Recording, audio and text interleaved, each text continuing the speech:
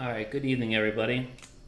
So these videos are mostly intended for students of my own classes, but anybody who comes across them and wants to see them, wants to use them to understand statistics a little bit more, any math that I end up putting up here, feel free. But the way I start my class for my statistics class at the college is I start with some categorical variables. So we're going to talk about categorical variables. And we're going to talk about what categorical variables are, two-way tables, what a marginal and conditional distribution is, and what the different ways to display categorical variables is, and what the different bar graphs are. So, what is a categorical variable? Categorical variable is any variable that you can place elements into different groups. Gender, political affiliation, geographic location, these could all be considered conditional variables. Things like race, you got different categories of race, such as Hispanic, African American, Caucasian. Anything that would allow you to fit into some kind of category is fair game to be a categorical variable. Now, you can also call these things quantitative, but, I'm sorry, not quantitative, qualitative rather. But I tend not to call them qualitative just because they sound like that other variable I just mentioned, quantitative, which I'll talk in my next video. But that's why I don't call them qualitative. I just call them categorical. So, plus I think that's more descriptive of what they really are anyway. So, what's a good way to organize your categorical variables? Well, with a two-way table. Two-way table is comparing two variables in a similar situation. Some sort of table when comparing two values, we use a two-way table. Two-way table is a table of values that compares two variables with each other. So in this case, the two variables are grade level and favorite food. So I guess this is some kind of high school somewhere where this particular high school happens to have 8th grade in it. But it is what it is. So here's the food choices, the food tallies for all the available people. And then again, we're just comparing these two particular variables together.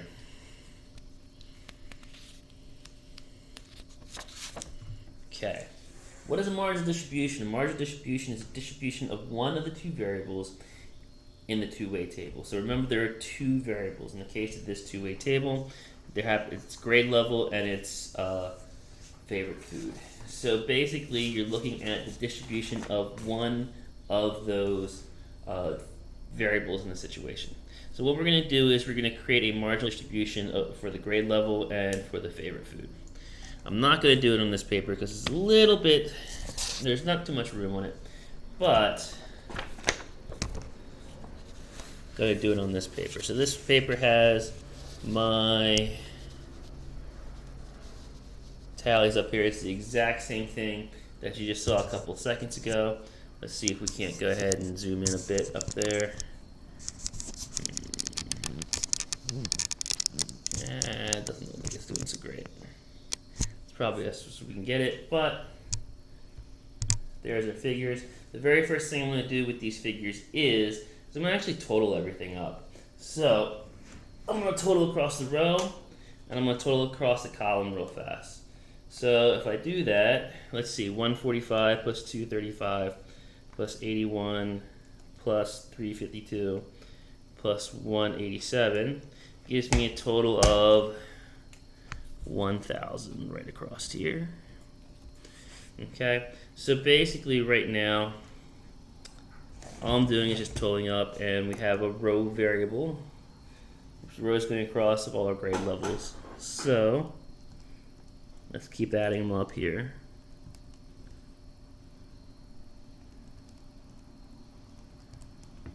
So this one gives me a total of 1,500.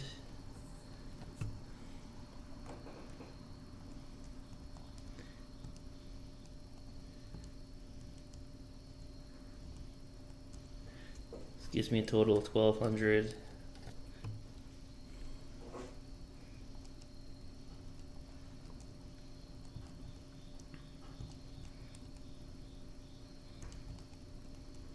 This one gives me a total of 2,000.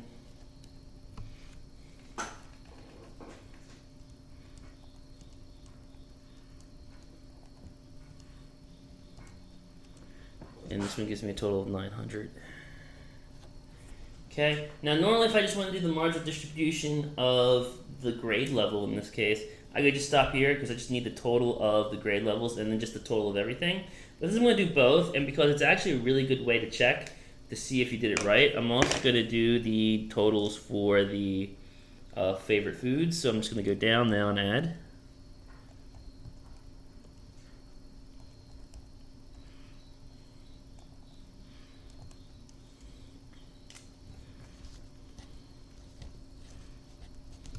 Okay.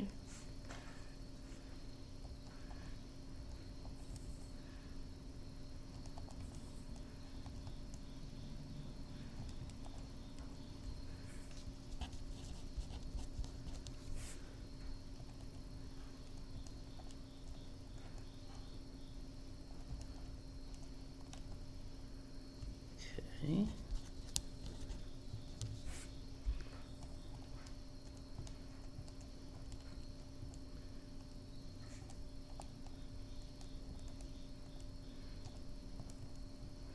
Okay.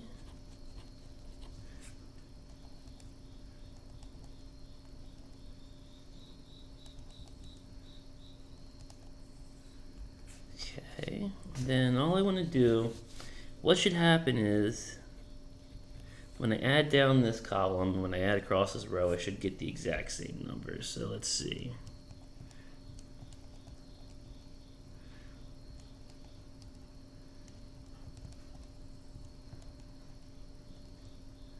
And yep, they both come out to be 6,600. And that's it, 6,600.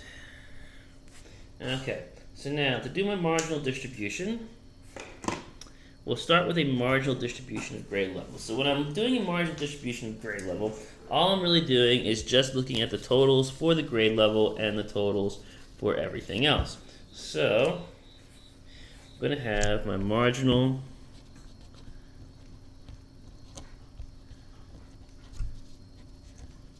distribution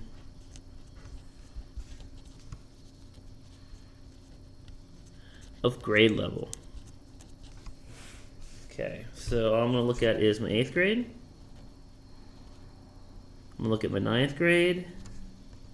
I'm going to look at my 10th grade.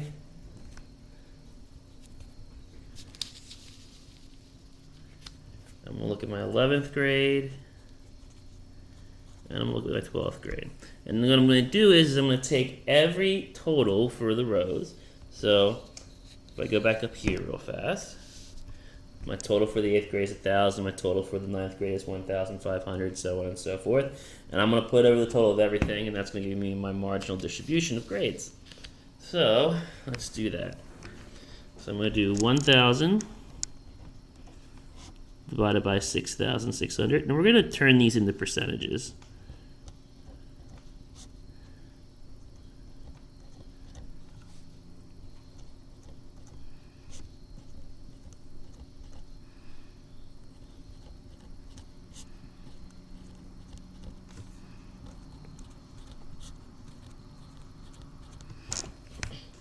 Okay, so then to turn these into to return these into percentages, I'm just going to divide them. So I get 0.1515 or 15.15%.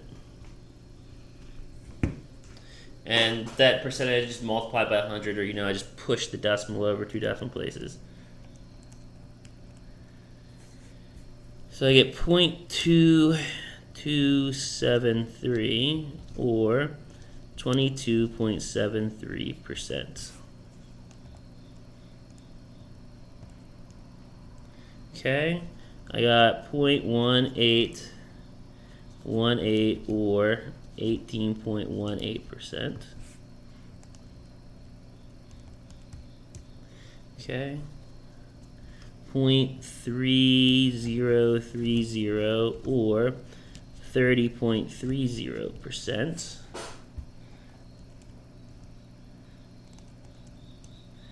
And then 0.1363 3. Oh, no. It's actually 6.4 or 13.64%. Okay, and I'm just using my standard rounding rules for that. And basically, so that's now the distribution of our students by grade level. So 15.15% of my student base here is 8th graders, 22.73 is 8th graders, so on and so forth. Now, to verify that this is correct, we could add up all the percentages. And if you add them all up, they should be either 100% or close to it. And I've added out these before, and they come out to be 100%. Now, the reason why I say close to it is because we have this thing called a round-off error. And sometimes when you round off the percentages that I have, the rounding can cause it to, even though it's not really slightly below 100 or slightly above 100, it can have it come up to be slightly above or slightly below 100. So, it's just something to keep in mind if you get like 99.99% or 100.01. It's okay to get that. It's just what's called that round-off error. Okay, so now I'm going to do a marginal distribution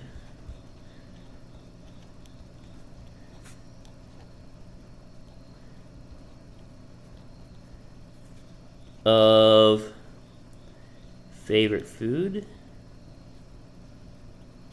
So again, I'm going to look only at the totals that pertain to the food. So pizza, hamburger, hot dog, taco, spaghetti. And y'all can have a conversation about whether or not this is representative of the real world or not. You people who like hamburgers versus you people who like tacos. I don't know. I like it all.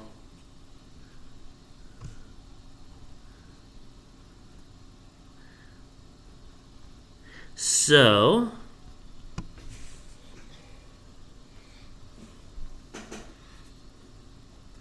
I'm going to take the total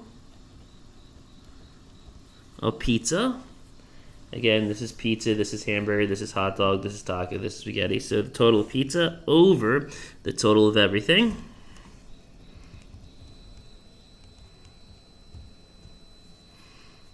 So that's 0.1556, which turns into 15.56%. Okay, and then hamburger would be 1,273 over 6,600. So 0.1929 or 19.29%.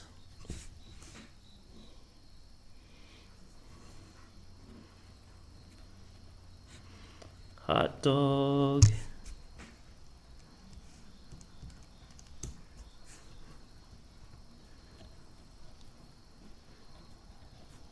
It's 21.11%.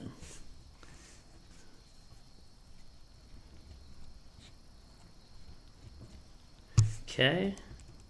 2,000 divided by 6,000.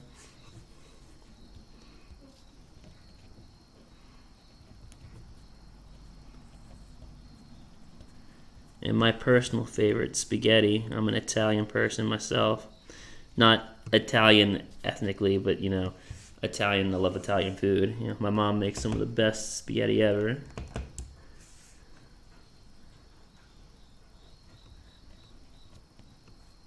Oops, once again, that should be a 4 because I'm breaking my rounding rules. And there we go. There are two marginal distributions, one based off of the grade level, one based off of the favorite foods. Okay, so let's continue down our road looking at some categorical variables here. So we talked about marginal distributions.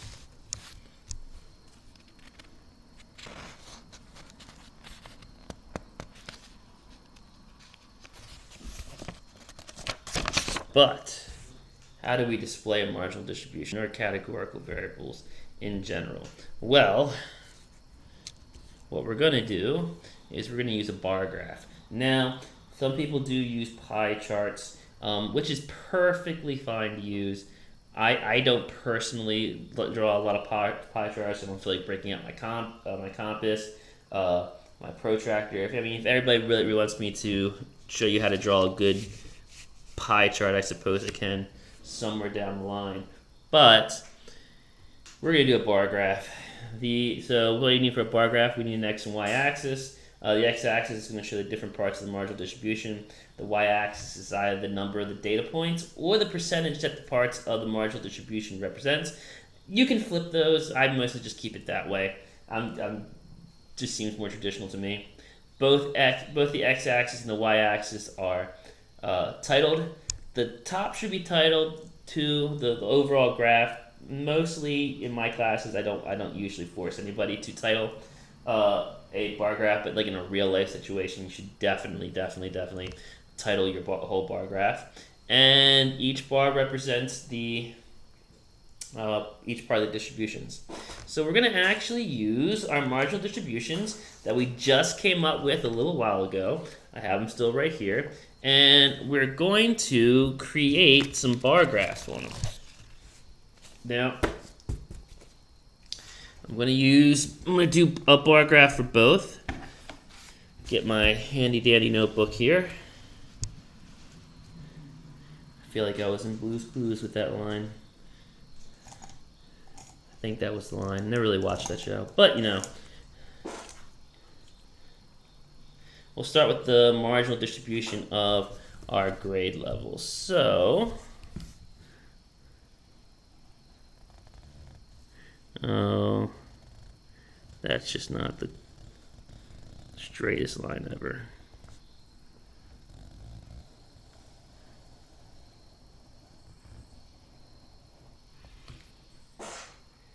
Yeah, maybe if I was professional, I'd do a second take, but you know, I'm not professional. So let's see at the bottom. We're going to do grade level because this is R1 on grade level. And over here, we've got ourselves a frequency. Now, in my grade level distribution, the largest one I had was 30.3%. So I'm going to go up to, or a little bit past 30%.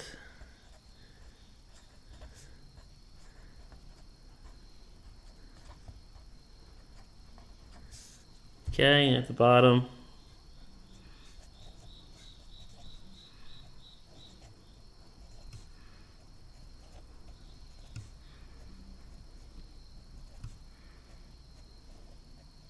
got my grades. And all I'm going to really do is, you know, there's no distinct length to your bars. Just try to make them all the same length. But all I'm going to do is just draw a bar going up to the percentage that each one of them had. So 8th grade was 15.15%. So I'll go a little bit higher than 15, but not too much. 9th grade was 22.73.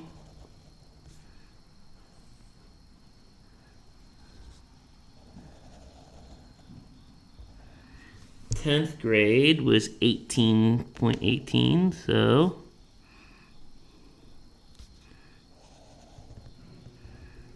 11th grade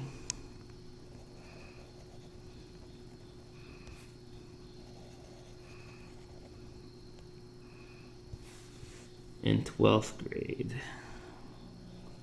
And again, all of these percentages were taken from that distribution that I did on the last paper you just saw. So the marginal distribution of grade levels. So if you want to look at that again, just reverse the video and you can see it. Now, that's the marginal distribution of grade levels. Let's do one for the favorite foods.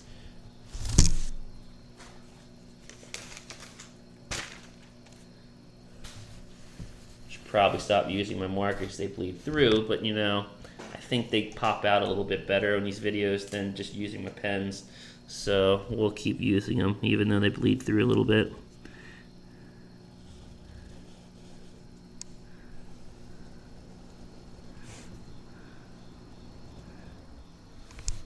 Okay, so same thing. I'm going to have a percentage down the side here.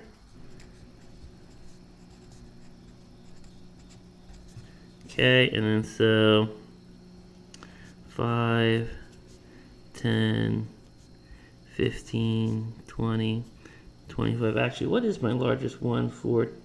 Oh, tacos. Interesting. Oh, I just realized I did not. Uh-oh. My last one. Oops. I was looking at the incorrect one for. Let me go rewrite that real fast.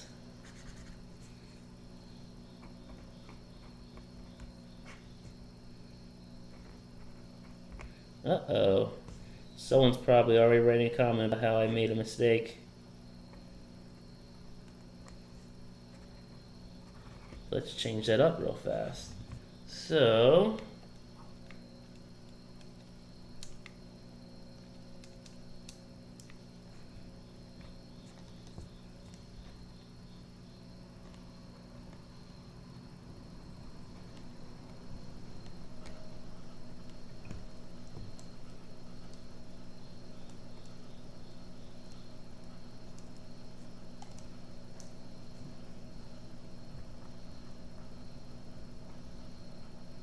updated right at the bottom, made a slight mistake. So it should be 26.88% for taco and 17.17%. Yep, sometimes even people are teaching you to make small mistakes. It's okay. So now,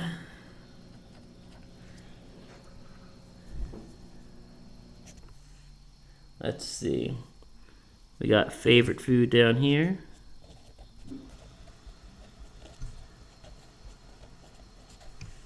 Okay, so we got pizza. I'm going to abbreviate here. Pizza, hamburger, hot dog, taco, and spaghetti.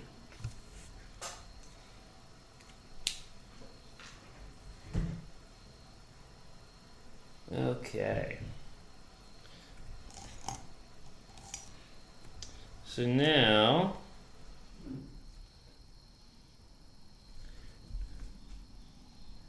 let's see. We got 15.56.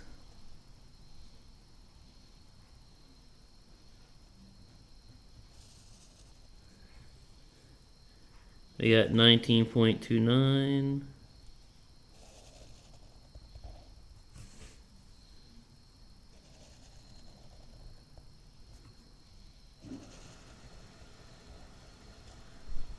$21.11.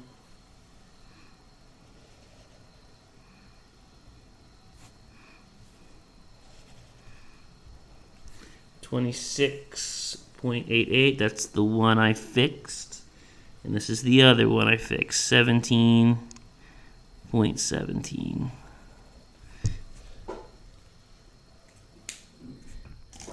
Okay, so that is my marginal distribution of favorite food. Good thing I caught that. Okay, so let's move on.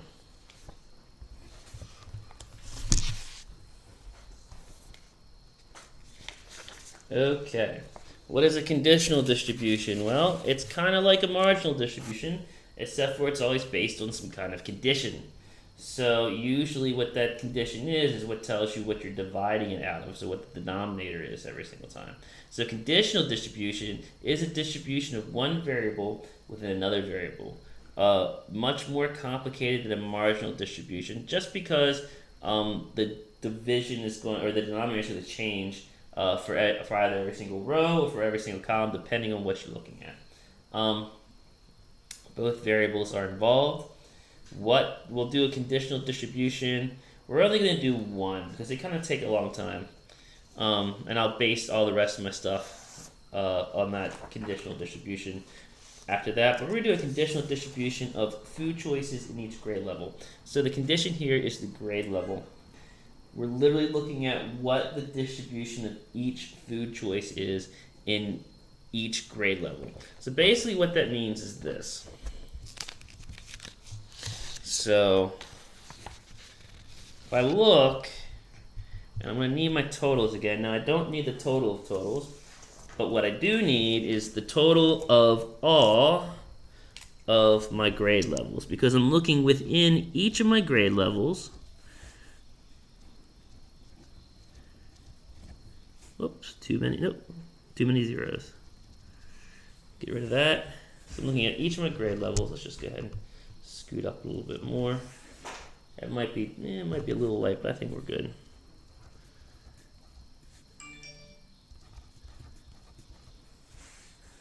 So I'm going to look within each row in this case, and basically I'm going to break up each row by the food choices. So when I go down here to create it, and I don't need anything else but those totals in this case. If I was doing the food choices, I would need the other ones. But I'm going to look at each and every single row and break it down by the food choices inside. So let's start with 8th grade. Now, because I'm only focusing on that particular grade, the only one that I'm going to use is 1,000 for my denominator. So essentially, if I make a pizza column here, it's going to be 145 out of 1,000. I'm going to make a hamburger column. Okay, so that'd be 235 out of 1,000. Then I make a hot dog, and that's going to be, let's recenter this a little bit here. I think my camera went a little crooked. There we go. So we do hot dog, which is 81 over 1,000. Taco, 263 over 1,000. And then spaghetti, 187 over 1,000. Okay, gonna turn all these into percentages. Luckily, they're pretty easy when they're over 1,000. So we're gonna get 14.5%. We're gonna get 23.5%. We're gonna get 8.1%. We're gonna get 26.3%. And we're gonna get 18.7%. And that's for the 8th grade row. Now we got to do the same thing for all the rest of the rows. And you can kind of see why I'm not going to do both of them, just because it's very long, it's very involved. You got to literally do it for every single one. And I think you'll get the gist of what's going on with just this one. So 432. And now, because we're in the 9th grade row and we're basing it off of our grades themselves, our new quotient, wait. That's not the one I want. My new denominator is 1,500. I don't know why I'm tripping over my words again. Probably a more professional person would take it again, but I'm not going to.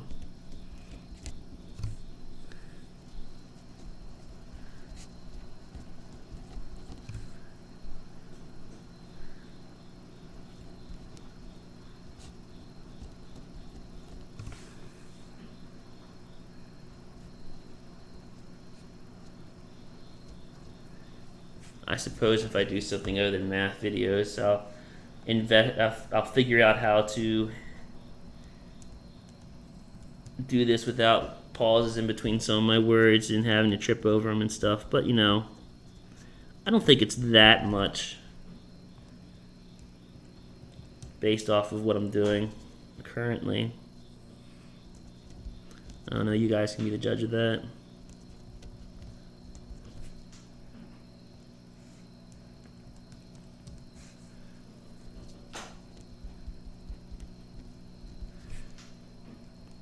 And again, these are really just to help my own college students. Anybody else who gets some information and learns how to do this stuff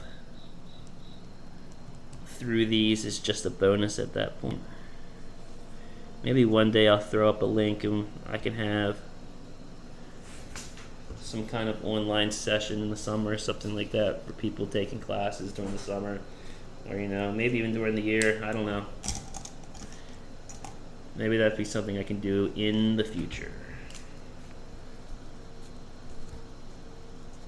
So now we're going to jump to 10th. Again, 10th grade is going to be out of 2,000 because, again, we're going to base this all off of our totals. Oh, sorry, not 2,000, 1,200. 2,000 is for 11th grade. So, out of 1,200, and then 276. And then if you don't quite know where I'm getting these numerators from, look at the numbers in each row for each food choice. That's exactly where I'm getting them from.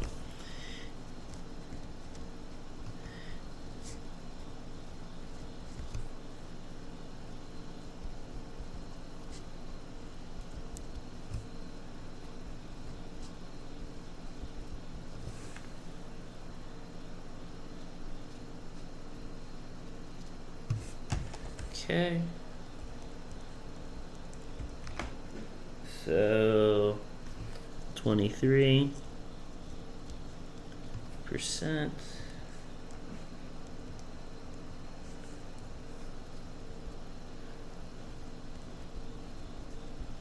29.25.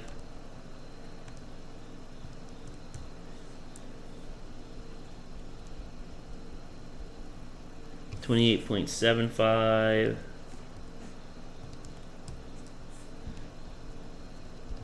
9.17%. Or if you want to get technical, it's 9 17/100%. But I haven't heard anybody use the correct names for the decimals in the longest time.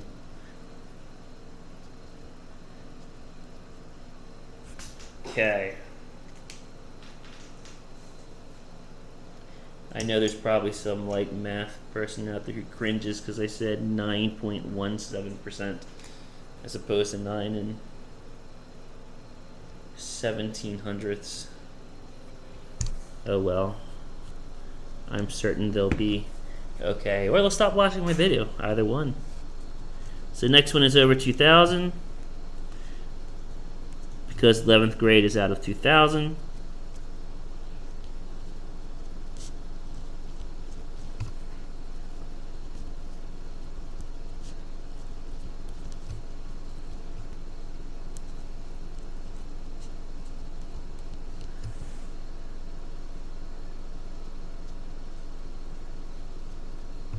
Okay, so 99 divided by 2,000.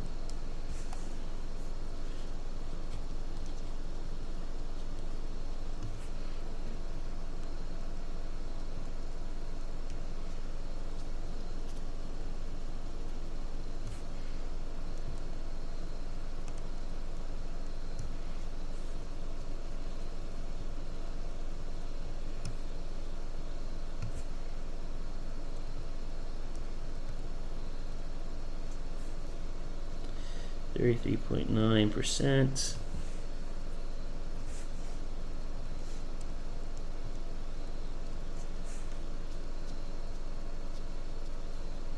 Okay.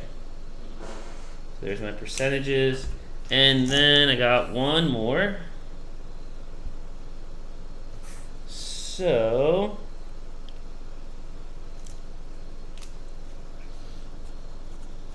12th grade will be out of 900. It's weird how in this particular school there seems to be less seniors than any other section.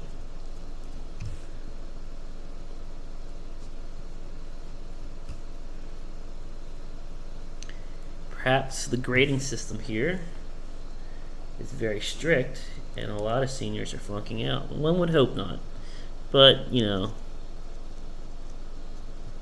you never know.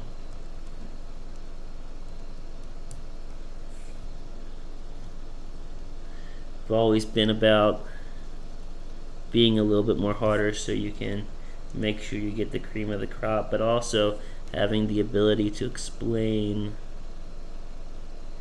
everything so that there's a chance for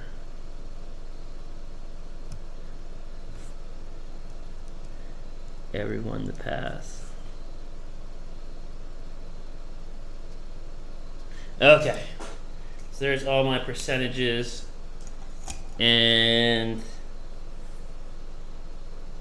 that's your conditional distribution. Again, this is the food inside of the grade level. We can go the opposite way. We can say the grade level inside the food.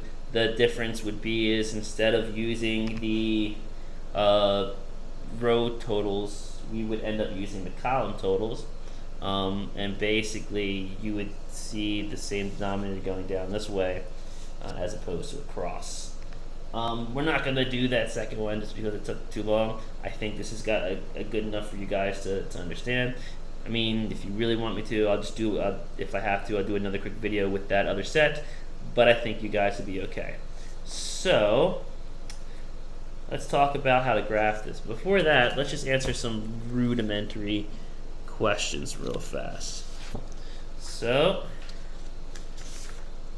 here's some just off the collar questions. What is the percentage of total what percentage of total students will eat spaghetti? So it's asking me what is the total percentage of the total students. So it's out of all the students, and if you recall, and I'll guess I'll rewrite all of these totals again. So you got 1,000, 1,500, 1,200, 2,000, 900. The total of everything is 6,600, 1,027, 1,273, 1,393, 1,774, 1,133. Okay, so if I want the total out of everybody, so once again I want the total students. So I want it out of the total students. So I want this thing to be out of the total students, which is 6,600. I want the percentage of those that eat spaghetti. So I want all the people who eat spaghetti.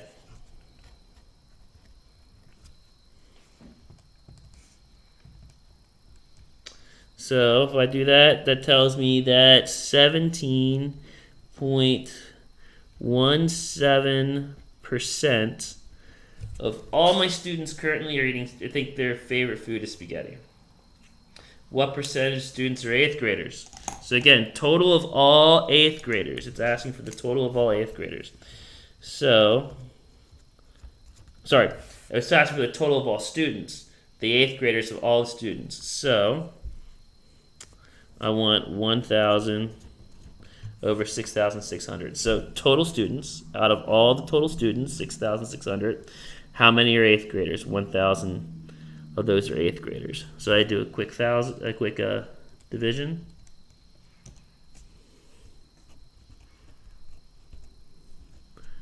And I get that. What percentage of total students are both 9th graders and pizza eaters? So essentially, once again, you want the total of all students. So you want 6,600 again because you want total students. Now, you got to be careful because you want this numerator to be both 9th graders and pizza eaters. So 9th graders and pizza eaters are 432. So you want to go ahead and throw 432 over here. And it's a small percentage that are both 6.55%. What percentage of 10th graders have hamburger as their favorite food. So now we switched. It's no longer total students. It's what percentage of 10th graders. So now we want 10th graders to be our denominator. So we look, the total amount of 10th graders are 1,200. And what percentage have hamburger as their favorite food? 351.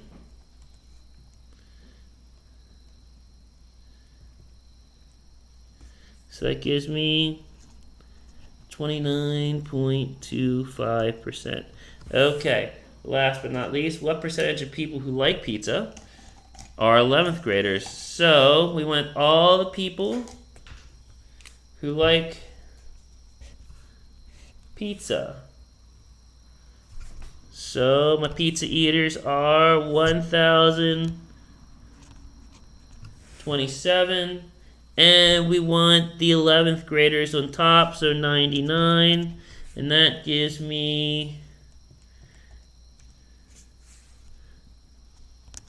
9.64%. And those are my kind of random percentage questions. Okay. Alright, so how are we going to graph our conditional distribution? Well, you got a couple of different ones. The first two I kind of emphasize, and they're the ones I kind of focus on in my class. I'll show you, I'm sorry, not the first two, the first and the third. The second one I'll talk about briefly. It's not emphasized too much in my class. But we're going to look at regular bar graphs, we're going to look at segmented bar graphs, we're going to touch upon stacked bar graphs. Bam. Regular bar graphs. What's different from a marginal distribution? Basically, just the fact that you're going to use multiple bars. Other than that, it's pretty much the exact same thing. It's going to work like this. First off, you want your conditional distribution from before. If you have forgotten it, it's right. I'll show it to you right there. It's not going to be up the whole entire time. Take a picture of it, and you can look at what I'm doing when I draw this. So here's what's going to happen. So my conditional distribution was originally favorite food choice in grade level. So that means the bottom axis, the x-axis where I draw my categorical data groups, is going to be the grade level. The ones that consist of the favorite food groups, we're going to actually draw them in the graph itself. Now let's see, what is my largest percentage here? My largest percentage is 41%. Looks like it. So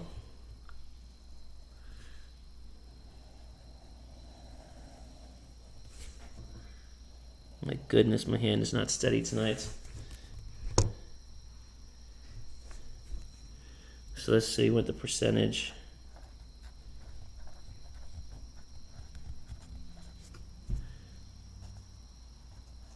%, 10%, 15%.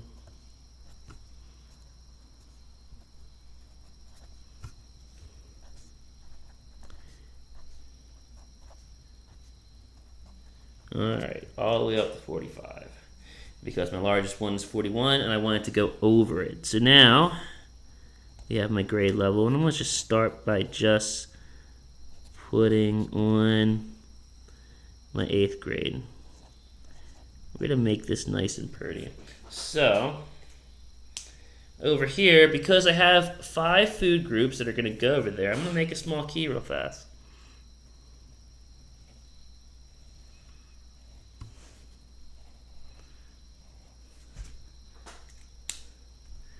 Okay, and let's see. I'm going to stick to the colors I used when I was creating my original conditional distribution here. So if you don't have various colors, you can always just use designs in your bars, but my purple is going to be my... Oh wait, I did that 8th, 9th, 10th. Okay, well we'll just do it this way. Purple is pizza.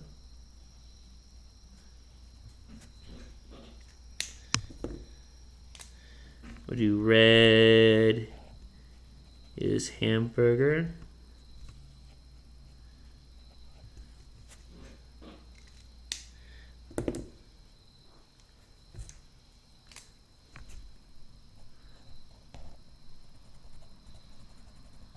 Blue will be hot dog.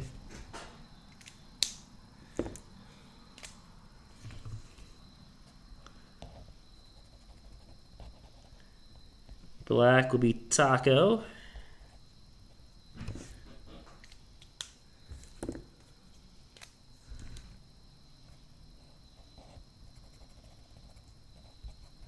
And then green is spaghetti. Well, in the real world, you probably don't want green spaghetti, but you know, to each his own. And that is my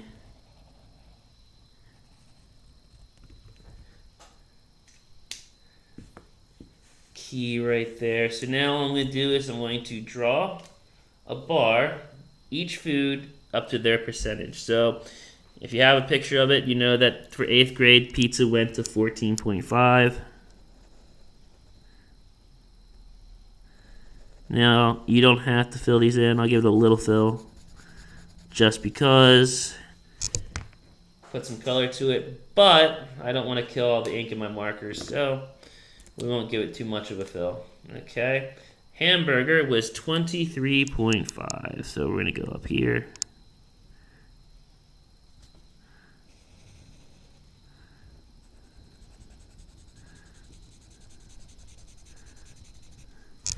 Okay. Then blue for my hot dog. Hot dog was 8.1.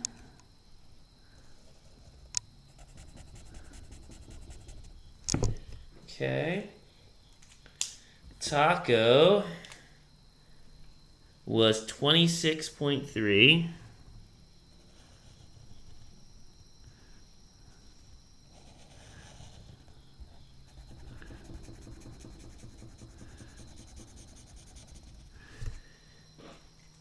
Okay, and then spaghetti is 18.7.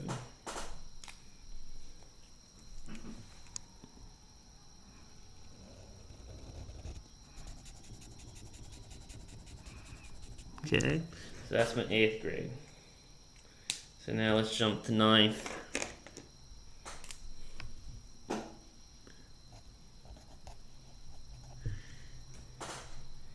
And this bar graph kind of smacks with effort. Never say I don't pull out the stop sometimes. So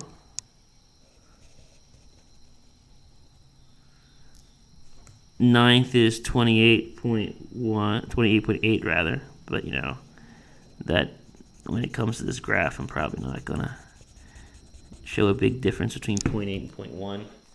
Okay, so hamburger here is 3.93. Oh man. Guess the 9th grade wasn't fans of their hamburgers. They're not McDonald's guys or girls. Hot dog is 21.4.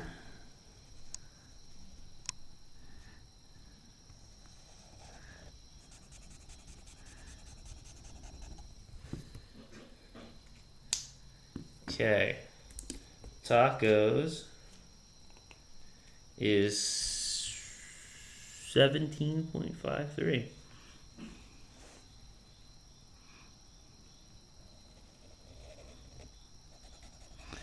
Oh man, I hope I have enough room for all this. Might have to start making my bars a little bit smaller.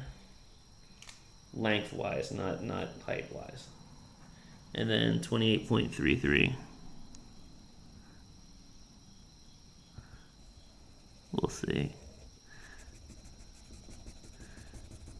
Maybe I'll just tear off a piece of paper and sit next to it. Okay, so then we got 10th grade.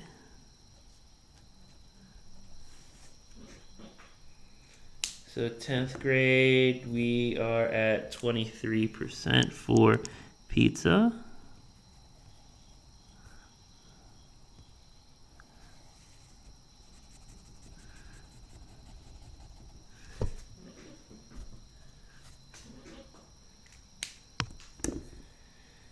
$29.25 for hamburgers.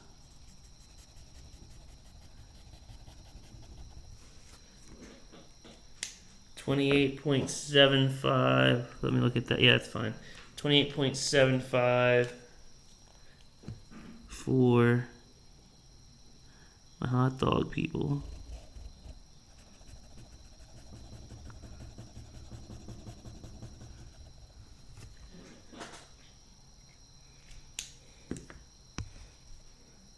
$9.17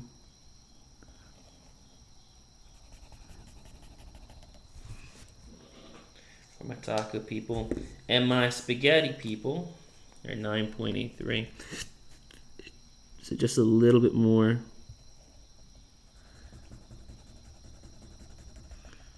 Than my taco. They must never have tried my mother's spaghetti. They love it a lot, so much more.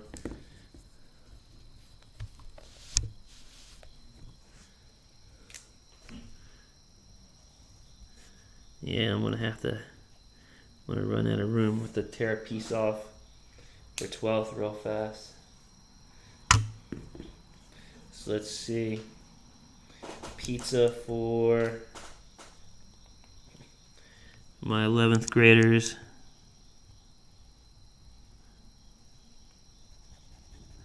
$4.95. Let's see. My hamburger people are $21.15.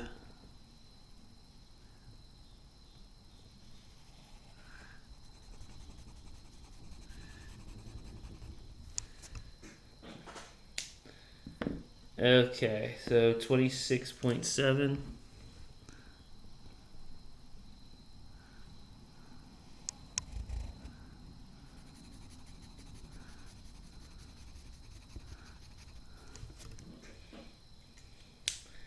$33.9.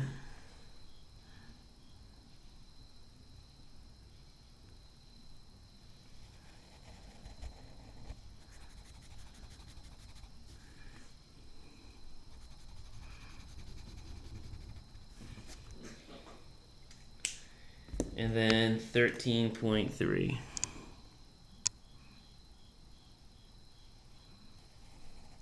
Yep, I'm going to need to extend this graph just a little bit out.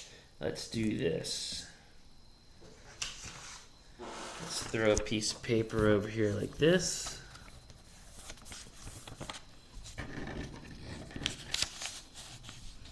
Okay. Just draw a little line over here. We'll call it 12th.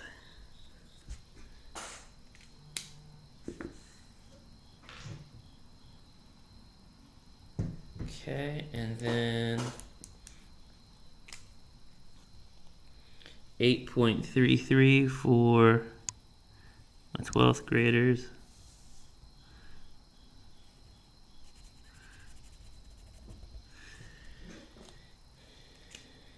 Okay. 22.78.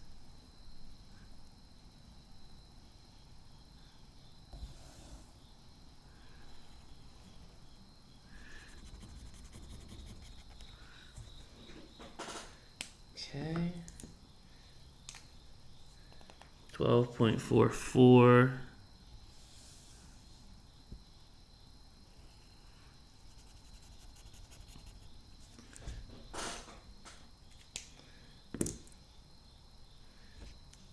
There's my 41.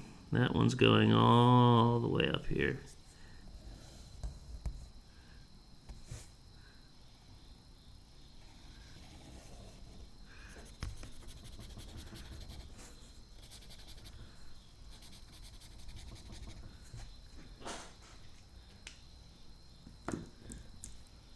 And then 15.22.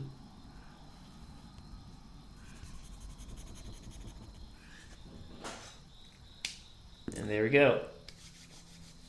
Got my bar graph. Looks pretty cool if you ask me. But then I'm a math person, so you know, it might not be that cool.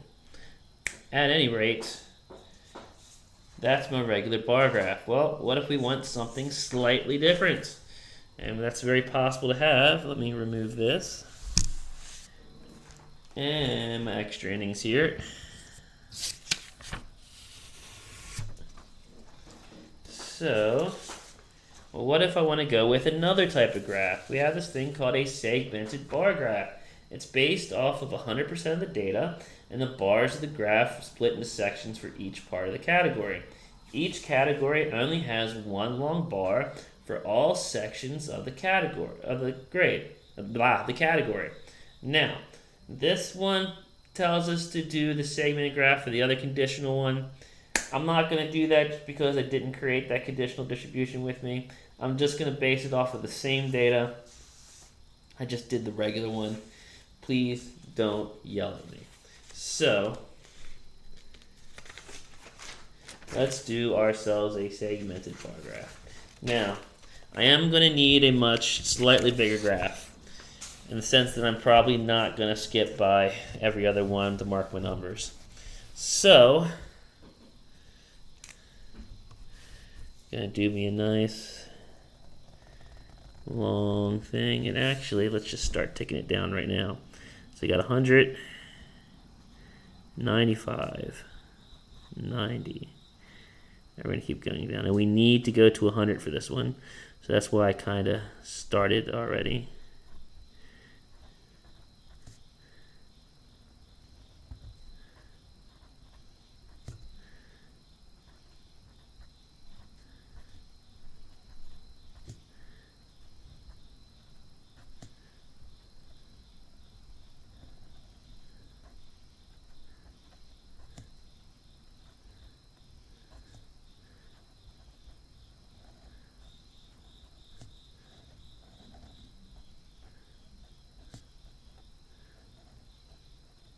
Okay, so I got all 100.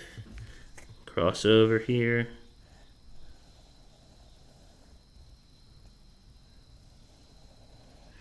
Okay, this is my percentages.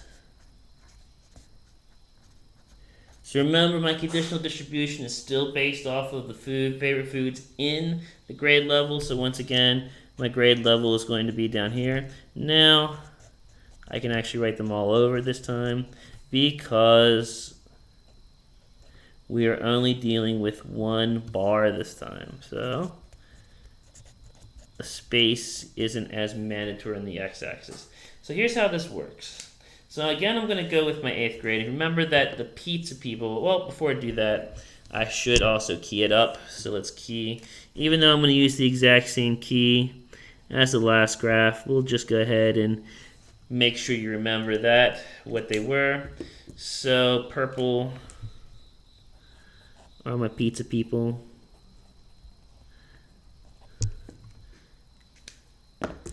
Red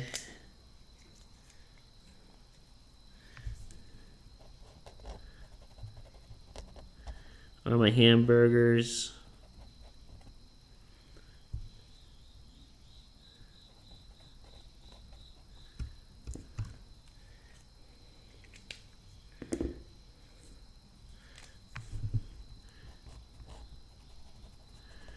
Blue is my hot dogs.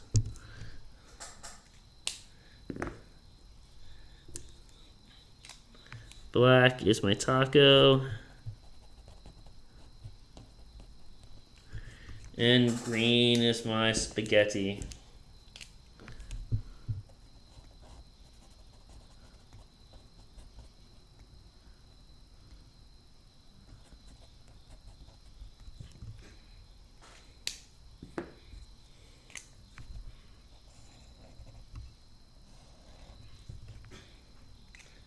Okay, so now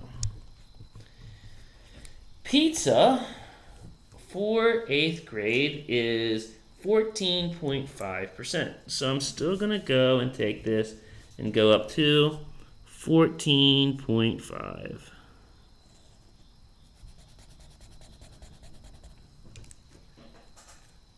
Okay, now what I'm going to literally do in this case is I'm going to put the next bar on top of this one. And so, in order to do that, though, I've got to figure out how far up it needs to go. So I already know that this one stops at 14.5. And what I need to do is I need to make my next bar be equivalent to 23.5%, but I need it to I need to find out where it's going to go up to so it can be equivalent. So all I'm going to do is take that 14.5 and I'm going to add to it the 23.5 that is the actual percentage for the hamburger. So that's going to give me 38%. And so I'm going to take this bar and I'm going to take it up to 38%.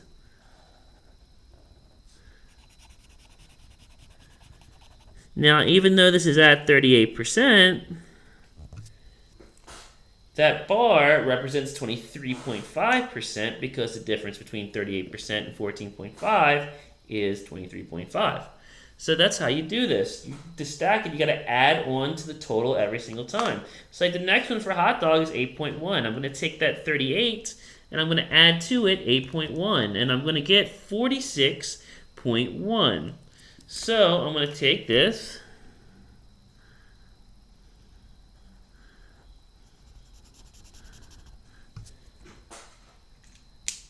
and I'm going to take up the 46.1. Then my next one for taco is an additional 26.3. So I'm going to add that on, and I'm going to get 72.4.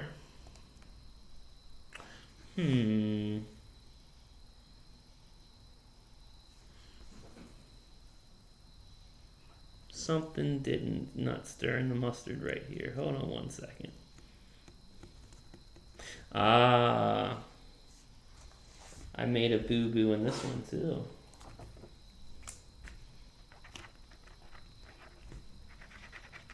Oops. That taco should have been 35.2%. That's why that's not coming out. So that means if I go back to my graph on the other one, then that one should go up to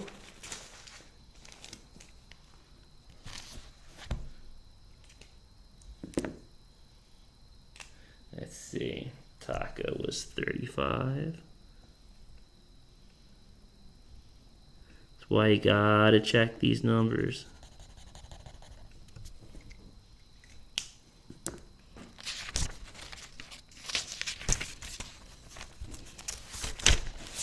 Okay. But now if I go back, so I'm still gonna add on.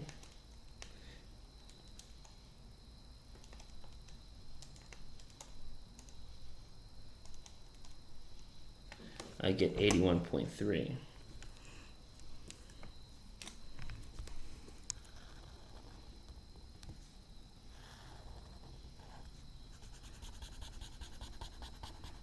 And now for this last one, I could add on to it, but it should come out to be 100 because it's 100% of the data. So in reality, all I have to do is draw it all the way up. And I'm done, at least for that one. Man, 2 mistakes when I'm doing this. It happens though. The math is still pretty sound. Okay, so 28.8% for this one. For my 9th grade pizza.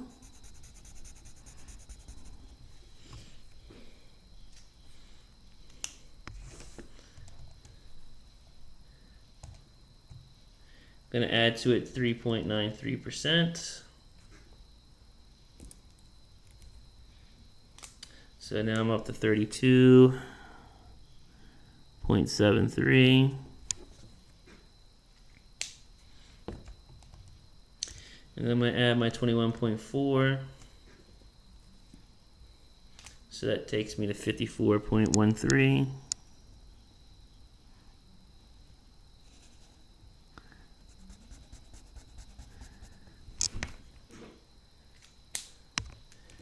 Then I'm going to add on my 17.53. So that takes me up to 71.66.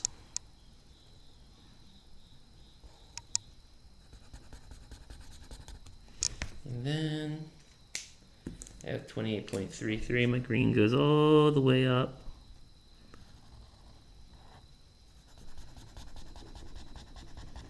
To 100. Okay.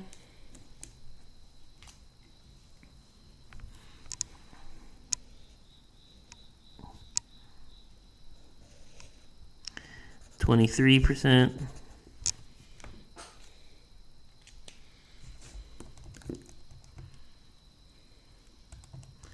Man, my 29.25. Again, you can look at my percentages that I've now corrected. It's just that one was mistaken.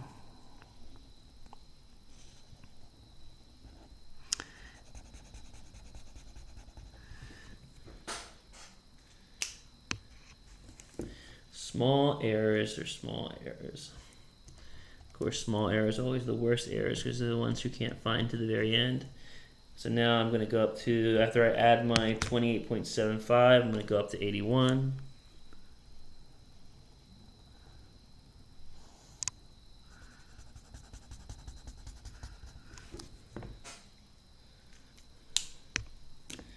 Then I'm going to add my 9.17. It gives me 90.17.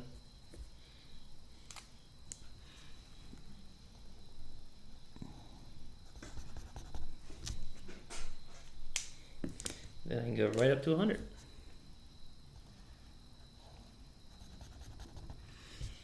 Okay. All right, 11th grade starts off with 4.95 for my pizza.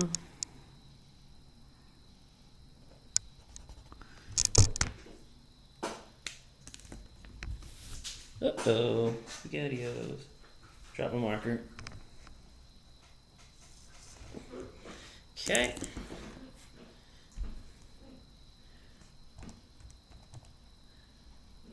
Then I'm going to add 21.15.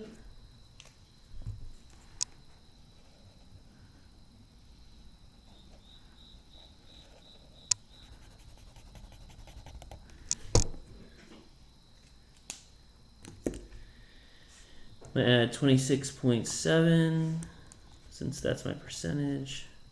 Gives me 52.8.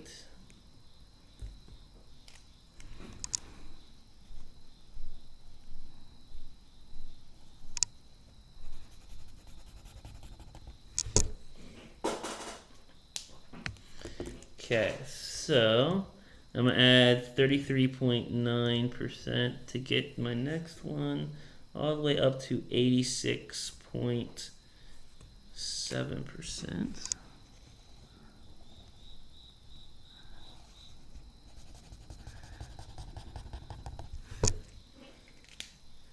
Okay, and then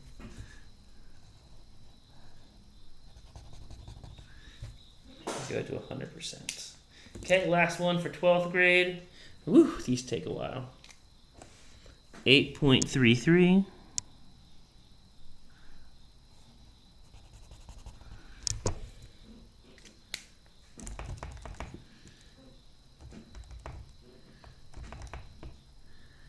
So if I have my 22.78,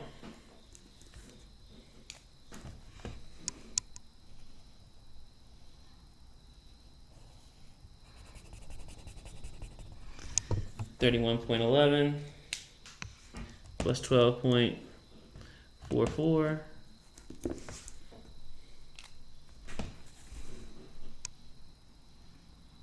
gives me 43.55. Trying to do the eyeball on this. There we go. Okay. Then 41.22. Wow. 12th grade liked their tacos.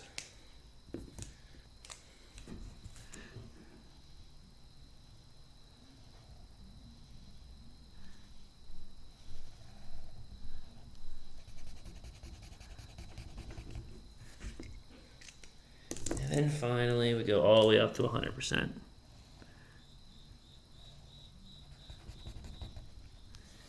guy's a little skinny. We'll make him a little fatter. Okay. And that's my segmented bar graph. All fun.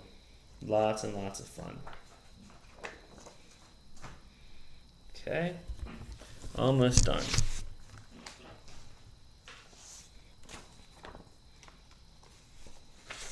Last one is a stacked bar graph. Stacked bar graph is where the bars are stacked literally one behind each other, so you can only see parts of the bars.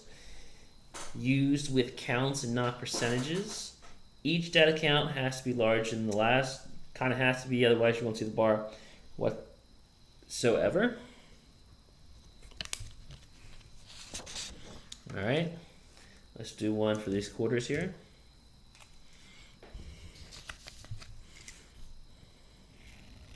I'm going to draw it right on here.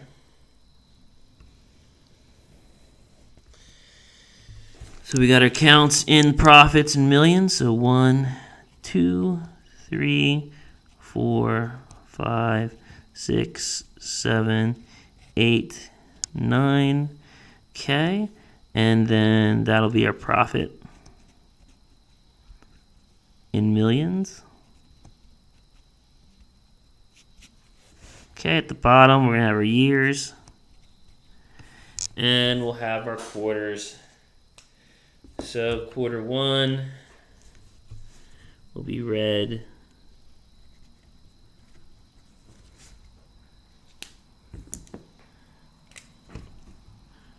Quarter 2 will be blue.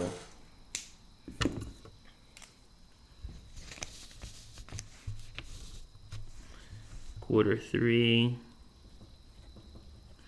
will be green. And quarter 4, oh, I made that one blue already. Quarter 4 will be purple.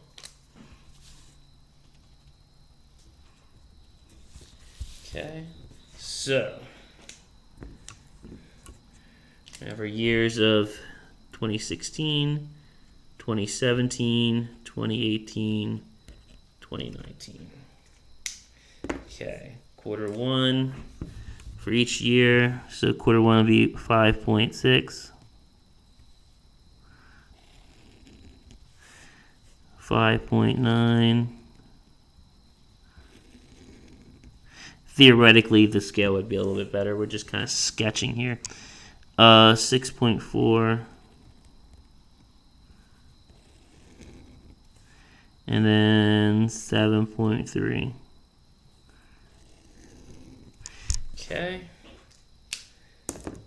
Quarter 2, which sees 6.5 for this one.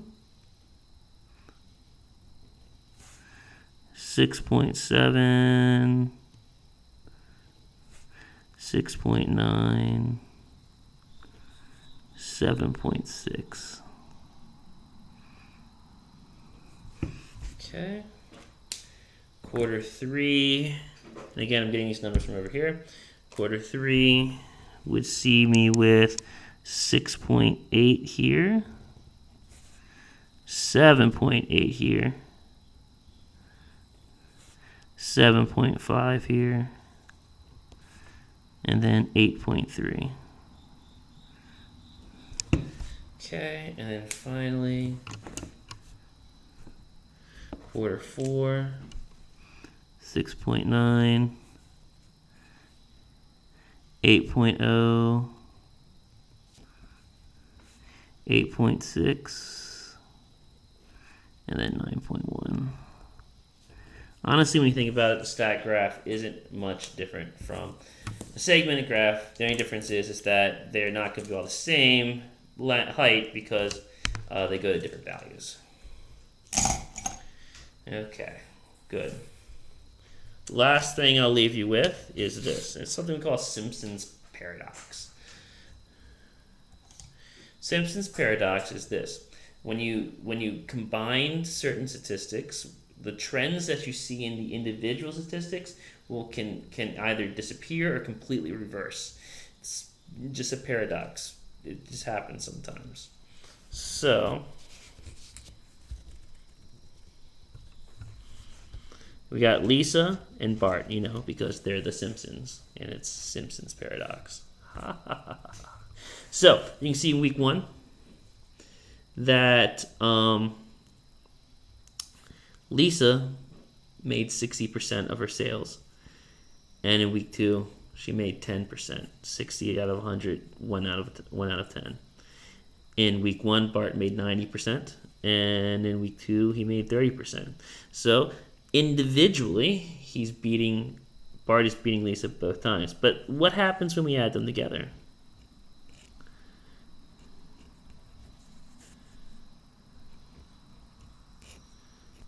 And yes, when you add fractions together, you look for a lowest common denominator. But that's not what these fractions are about. These are just, the total calls. So it's 61 over 110. 55.45%. 39 divided by 110.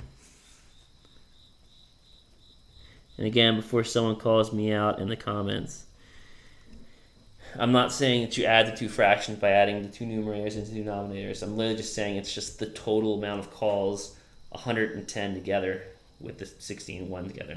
But what happens here is, it turns out overall, when you put all the calls together, it's Lisa who's doing a lot better.